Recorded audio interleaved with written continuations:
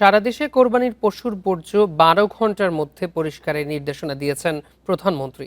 জানিয়েছেন স্বরাষ্ট্রমন্ত্রী সালাউদ্দিন আহমেদ। বলেন, মহাসড়কের ওপর কোনোভাবেই পশুর হাট বসানো যাবে না। সোমবার সন্ধ্যায় সচিবালয়ে কোরবানির ঈদের সার্বিক পরিস্থিতি নিয়ে প্রধানমন্ত্রীর সঙ্গে বৈঠক হয় বিভিন্ন মন্ত্রণালয়ের কর্মকর্তাদের। পরে গণমাধ্যমকে এসব কথা জানান স্বরাষ্ট্রমন্ত্রী।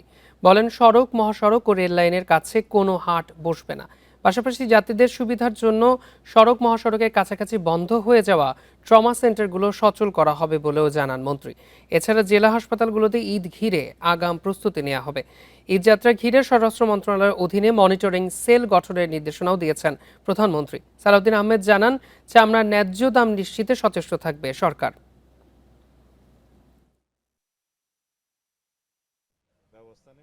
রিজার্ভেশনের ক্ষেত্রে যাতে আমরা সিরিয়াস থাকি, সেই জন্য এখন থেকে জেলা উপজেলা পর্যায়ে ট্রেনিং, প্রচারণা এবং বিনামূল্যে লবণ সরবরাহ এগুলো করা হবে, যাতে যথাবিহিত ব্যবস্থা নিতে পারি। সেই জন্য 7 দিন আগের থেকে স্বরাষ্ট্র মন্ত্রণালয়ের অধীনে আমাদের পুলিশ হেডকোয়ার্টার একটা মনিটরিং সেল করবে।